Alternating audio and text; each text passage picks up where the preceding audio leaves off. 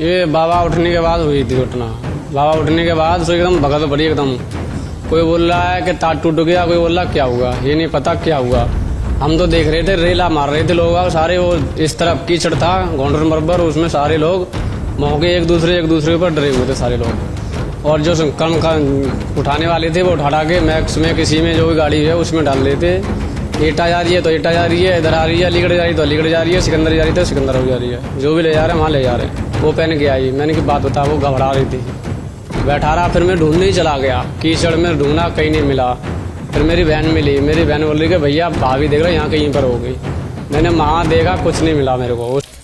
हाथरस में हुए भगदड़ की घटना ने कई कोख सुने किए, कई माँ ने अपने बच्चों को खोया, कई पत्नी अपने पति से बिछड़ गए। ऐसे ही एक पति हमारे साथ हैं।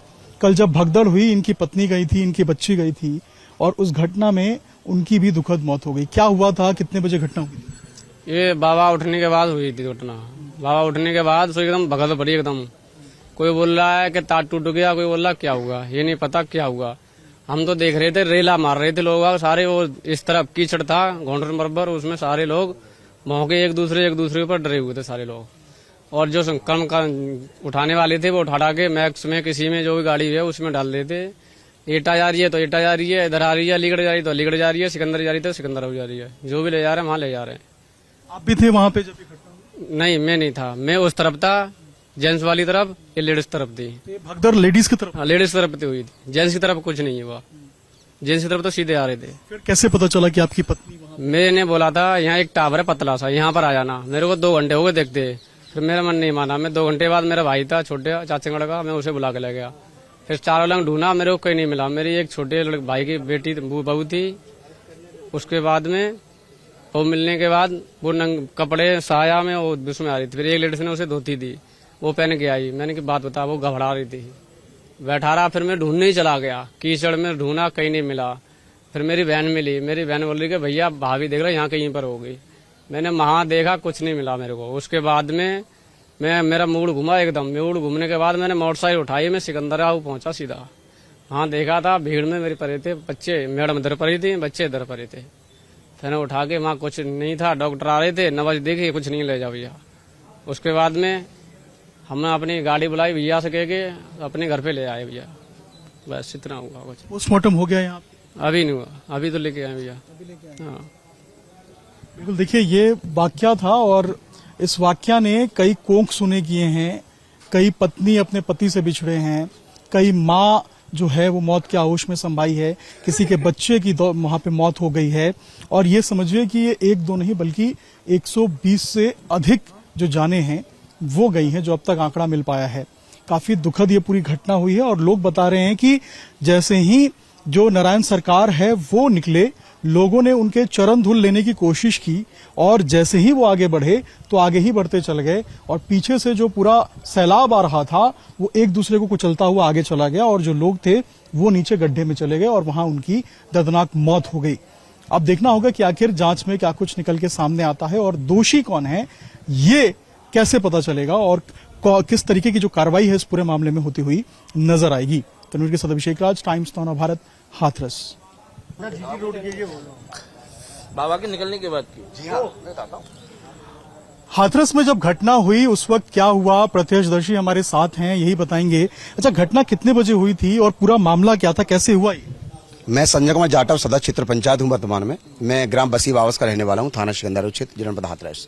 मामला ये था कि दिनांक 2/7/2024 को समय 12 बजे के लगभग हम नारायण शाकर हरी विश्वरी के प्रांगण में थे। वहाँ पर हम स्वयं सत्संग में जाते हैं, लगभग 2012 से मैं स्वयं जाता हूँ, मेरा परिवार जाता है। ठीक है, हम मौजूद है प्रांगण में और बाबा आए और उन्होंने आगे मंच से उपस्थित हुए। वहाँ पर उन्होंने अपनी जो भी प्रक्रिया थी हमें सत्संग में प्रवचन सुनाए। प्रवचन सुनाने के बाद में वो 1:30 बजे वहाँ से वो प्रवचन समापन आरती वारती करके चल दिए। हमारे कथा पांडाल के अंदर किसी प्रकार का कोई हादसा नहीं हुआ।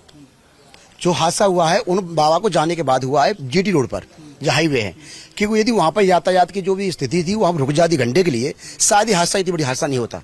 जो गरीब जनता के साथ हादसा हुआ है और परमिशन प्रशासन ने दी है कितने लोगों की परमिशन दिया। इससे पहले भी हमारे सिकंदराबाद में कार्यक्रम होते चले आ रहे हैं, ठीक है, और भी जगह हो रहे हैं, कहीं कोई हादसा नहीं हुआ। कितने पुलिस वाले थे उस वक्त मौके पे?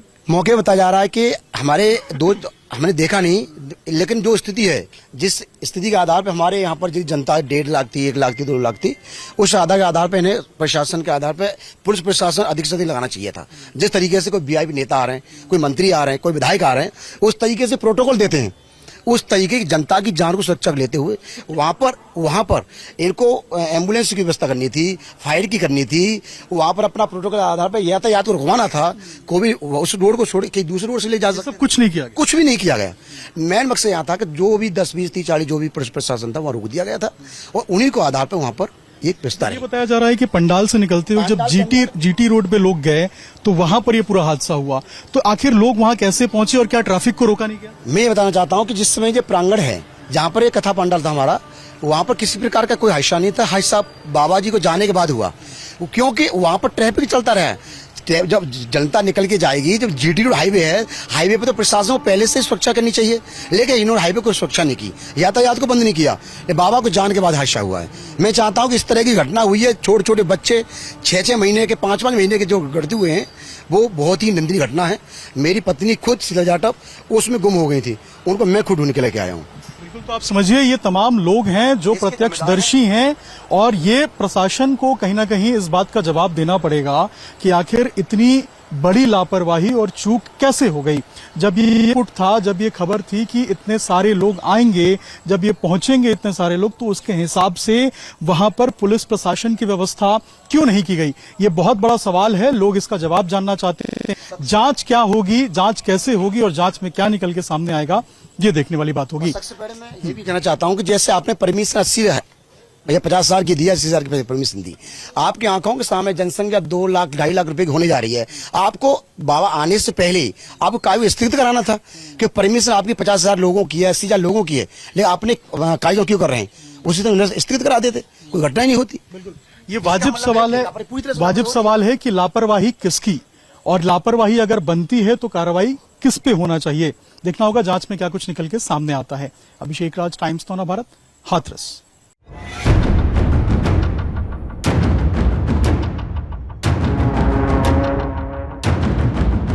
ये बाबा उठने के बाद हुई थी घटना। बाबा उठने के बाद तो एकदम भगत पड़ी एकदम। कोई बोल रहा है कि तार टूट गया, कोई बोल रहा क्या हुआ, ये नहीं पता क्या हुआ। हम तो देख रहे थे, रेला मार रहे थे लोग सारे, वो इस तरफ कीचड़ था गोंडर मरबर, उसमें सारे लोग मौके एक दूसरे के ऊपर डरे हुए थे सारे लोग। और जो कम उठाने वाले थे वो उठा के मैक्स में किसी में जो भी गाड़ी है उसमें डाल देते। एटा जा रही है तो एटा जा रही है, इधर आ रही है अलीगढ़ जा रही है तो अलीगढ़ जा रही है, सिकंदर जा रही है तो सिकंदर हो जा रही है, जो भी ले जा रहे हैं वहाँ ले जा रहे हैं। वो पहन के आई, मैंने की बात बता, वो घबरा रही थी, बैठा रहा। फिर मैं ढूंढने ही चला गया, कीचड़ में ढूंढा, कहीं नहीं मिला। फिर मेरी बहन मिली, मेरी बहन बोल रही कि भैया भाभी देख रहा यहाँ कहीं पर हो गई।